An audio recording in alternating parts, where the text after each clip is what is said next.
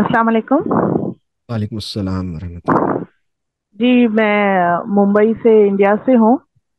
तो सबसे पहले मैं आपका थैंक्स करना चाहती हूँ कि आपके लेक्चर्स में बहुत ज़्यादा देखती हूँ और उससे मुझे बहुत फ़ायदा हुआ है पेरेंटिंग लेक्चर्स वगैरह में, अल्हम्दुलिल्लाह। एंड अल्हम्दुलिल्लाह। दूसरी मेरी एक रिक्वेस्ट है आपसे कि मैं इंडिया से हूँ, हम लोग मैं हमेशा आपके लेक्चर्स अटेंड करती हूँ। तो हमें इतनी उर्दू समझ में नहीं आती है, तो जो हार्ड वर्ड्स होते हैं उसको भी थोड़ा आप इंग्लिश में भी बोल दिया करें तो हम्म, हमारे लिए इजी हो जाएगा।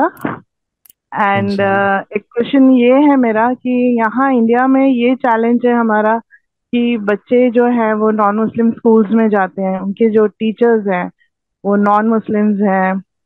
तो यहाँ पे मतलब जो तालीम हम उनको देते हैं उनको फिर बाहर स्कूलों में जाके कुछ और दिखता है, तो दे आर वेरी कंफ्यूज्ड।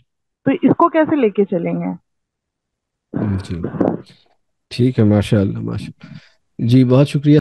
ये आप जैसे बहुत सारे हमारे जो साथी हैं इंडिया में भी और भी जगहों पर, जिनको ज़बान समझने में थोड़ी सी मुश्किल हो सकती है, उर्दू समझने में, उसी वजह से मेरी गुफ्तगू में अंग्रेज़ी के बहुत से अल्फाज शामिल होते हैं। मतलब मेरी कोशिश होती है कि बात लोगों की समझ में आ सके। मुझे ज़बान से बहुत मोहब्बत है, लेकिन अपने कौस से मोहब्बत ज़बान से ज़्यादा है। मतलब मेरे लिए मेरा कौस यानी हुब्बे कौस हुब्बे ज़बान से ज़्यादा है मेरे अंदर। लिहाजा मैं अपने कौस की मोहब्बत में ज़बान से मोहब्बत को पीछे करते हुए यानी अंग्रेज़ी उर्दू का मिक्सचर बना देता हूँ और ये करता रहता हूँ। मतलब अगर मेरा अपना ज़ौक़ और अपना एक यानी, तो फिर शायद मैं एक ही ज़बान को वो करूँ और भी कोशिश करूँगा इंशाल्लाह आसान हो। दूसरी बात यह कि आप जब सुनती रहेंगी ना, तो वो जो आपने बहुत से हार्ड वर्ड्स आपने बताया वो इंशाल्लाह खुद ही आसान हो जाएंगे, आपको मुश्किल नहीं होगी इंशाल्लाह। बल्कि आपको बहुत सारे, आपकी उर्दू और अच्छी हो गई होगी, बहुत से लफ्ज़ अब आपको ज़्यादा समझ में आ रहे होंगे इंशाल्लाह। आपके मिलने वाले आपको कह रहे होंगे कि तुम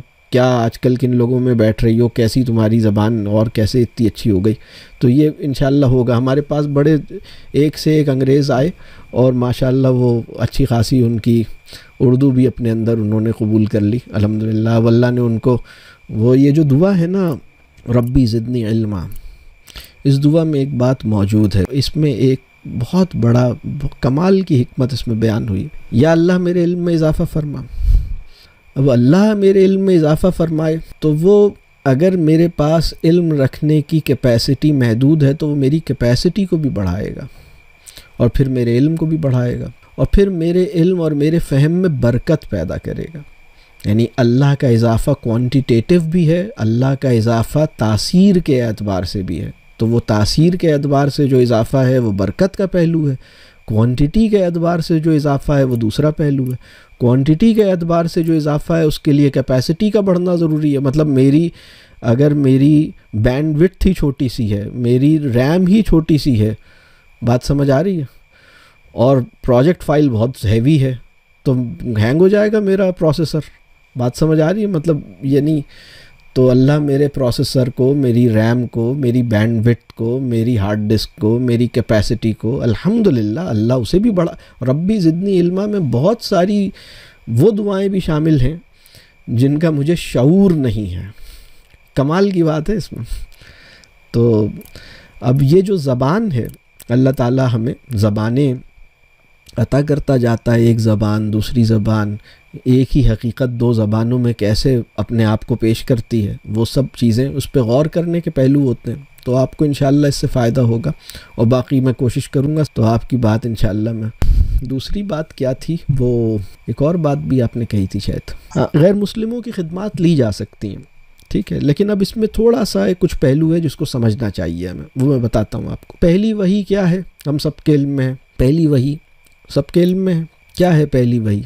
पढ़िए, इक़रा बिस्मि रब्बिकल लज़ी ख़लक़, 5 आयात नाजिल हुई और पहली वही के अंदर ही कलम और पढ़ने और कलम का ज़िक्र आ गया और सीखने सिखाने का, मतलब ये वाली बात आ गई है। तो अब ग़ज़वा बदर जो है वो पहली वही नाजिल होने के तकरीबन 15 बरस के बाद हुआ तकरीबन। और ग़ज़वा बदर में क्या हुआ कि कुछ कैदी मुसलमानों के पास आ गए مطلب وہ اللہ نے مسلمانوں کو غلبہ عطا کیا، رسول اللہ صلی اللہ علیہ وسلم کی فوج کو فتح نصیب کی، اور غیر مسلموں کے کچھ قیدی آ گئے، اور پھر اس کے بعد یہ طے ہوا مشورے سے کہ بھائی ان کے ساتھ کیا کرنا ہے، تو پھر طے یہ ہوا کہ چلیں ان سے ہم کچھ فدیہ لیتے ہیں اور ان کو پھر چھوڑ دیتے ہیں، لیکن جو نہیں دے سکتے تھے تو ان سے بھی ہم کچھ ایسی محنت لے لیں۔ تو پھر وہ یہ طے ہوا کہ یہ جو قیدی ہیں یہ مسلمان بچوں کو یا مسلمانوں کو یہ کیا کریں گے، علم کے لیے نہیں کہا، علم دینے کے لیے تو اللہ نے نازل کیا علم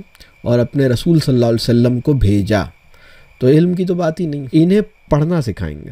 ٹھیک ہے، اب اس میں کئی باتیں ہو گئیں، یعنی رسول اللہ صلی اللہ علیہ وسلم کو پہلی وحی میں جو حکم دیا گیا اس کی تعمیل کا وقت 15 برس کے بعد آیا ہے کیا؟ ایک پہلا سوال ہے۔ دوسرا سوال یہ ہے کہ اس پڑھنے سے کیا مراد ہے، اور یہ جو قیدی تھے ان کو کہا گیا کہ بھئی تم ان بچوں کو لکھنا پڑھنا سکھاؤ یا مسلمانوں کو لکھنا پڑھنا سکھاؤ، اور پھر ان سے یہ کام لیا گیا اور پھر اس کے بعد ان کو آزاد کر دیا گیا۔ تو اصل میں ایک ٹیکنیکل یعنی کوئی جو فنون ہے نا، لکھنا پڑھنا جو ہے نا وہ علم نہیں ہے، لکھنا پڑھنے کے ذریعے علم حاصل ہو سکتا ہے، لیکن لکھنا پڑھنے کا علم جو ہے اسے فن کہتے ہیں، یہ فنون ہے۔ ہمارے بچے کسی نان مسلم سے بھی کچھ چیزیں سیکھ سکتے ہیں، اور نان مسلم بھی ہمارے بچوں کا اور ہمارا بھی استاد ہو سکتا ہے، لیکن جو علم ہے یعنی حق کیا ہے، حقیقت کیا ہے، زندگی کا مقصد کیا ہے، یہ چیزیں ہمیں اپنے ایمانی تناظر میں یعنی اپنے علم جو ہمارا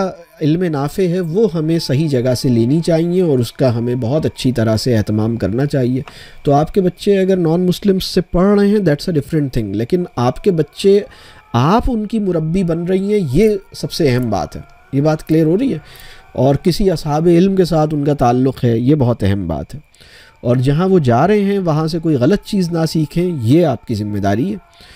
تو اگر وہاں سے صرف کچھ اسکلز سیکھ رہے ہیں دیٹس اوکے، لیکن اگر وہاں سے وہ ان کی پوری آئیڈیالوجی، ان کا پورا مائنڈ سیٹ، ان کے پورے طور طریقے، ان کی پوری ویلیوز وہ ایڈاپٹ کی جا رہی ہیں تو پھر پرابلم ہے۔ اس کے لیے مسلمانوں کو بڑا کام کرنے کی ضرورت ہے۔ یہ بات واضح ہو رہی ہے؟ ٹھیک ہے جی، بہت شکریہ۔ سر مجھے معاف فرمائیے گا، میرے 2 سوالات ہیں، چھوٹے چھوٹے سے سوالات ہیں لیکن جواب لازمی دیجیے گا۔ پہلا سوال یہ ہے کہ اگر ماں باپ جو کہ بچے کی تربیت کرنا چاہتے ہیں خود ان کی تربیت نہ ہوئی ہو اور وہ ان کا اپنے خالق سے وہ کنیکشن بلڈ نہیں ہوا وہ ہو، تو اس صورت میں بچے کو اگر ہم تربیت کرنا چاہ رہے ہیں اور کسی لحاظ سے ایسا وقت آتا ہے کہ 30-35 سال کی عمر میں اگر اللہ تعالیٰ کی عنایت سے، رحم سے اگر ہمیں تھوڑی بہت اس سے رجوع کرنے کا موقع مل جاتا ہے، تو اس صورت میں ماں باپ اپنی خود کی تربیت کرتے ہوئے بچے کی تربیت کو کس طرح ہینڈل کریں گے؟ کیونکہ آج کل تو ہمارا یہی مسئلہ ہے سب سے بڑا کہ ماں باپ میں خود میں تربیت کا وہ لیول نہیں ہے، تو وہ اپنی اولاد کو کیا تربیت دیں گے؟ تو اس جو ہے ڈیفیشنسی کو وہ کیسے کنٹرول کریں گے کہ خود ان کی تربیت نہیں ہوئی لیکن وہ چاہتے ہیں کہ بچے کو بھی صحیح خد و خال پہ ان کی تربیت کی جائے، تو ایٹ اے ٹائم دونوں کو کیسے ہینڈل کریں گے؟ اور سوال نمبر 2 یہ ہے کہ آپ نے خدا کے تعارف میں جیسے کہ یہ بتایا کہ ہم خالق کی جگہ پہ مخلوق کو رکھ کے اور بات نہیں کر سکتے، یعنی کہ ہم مخلوق کے پیرائی میں اگر کوئی چیز کو سمجھ رہے ہیں تو وہی چیز ہم خالق کے بارے میں نہیں سوچ سکتے۔ تو ایک چھوٹے سے معصوم بچے کو ہم کس طرح یہ ڈیفائن کریں گے، یہ کیسے سمجھائیں گے کہ وہ ہم مخلوق ہوتے ہوئے خالق کی جگہ بیٹھ کے مطلب ان کے لیے بارے میں ہم نہیں سوچ سکتے یا گمان نہیں کر سکتے، تو وہ ایک چھوٹا سا بچہ کیسے اس چیز کو سمجھ پائے گا؟